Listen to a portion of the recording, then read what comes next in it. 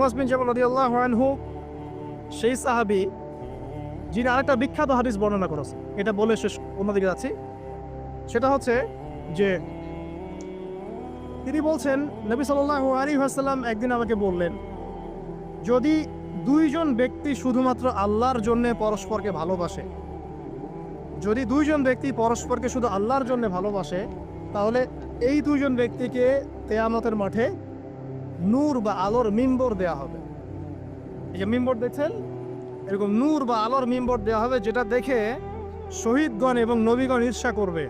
কি আমলের কারণে তাকে এই মর্তবা দেওয়া হলো? আমলটা কিন্তু মনস্তাত্ত্বিক আমল, বাহ্যিক কোনো আমল না। কি আমল? আল্লাহর জন্যে একজন আরেকজনকে ভালোবাসে। এই ভালোবাসা আবার আপনাদের বয়ফ্রেন্ড গার্লফ্রেন্ড অ্যাফেয়ার্স না, ওইটা বলেন না যে আমি তোমাকে আল্লাহর জন্য ভালোবাসি, এটা জিনা।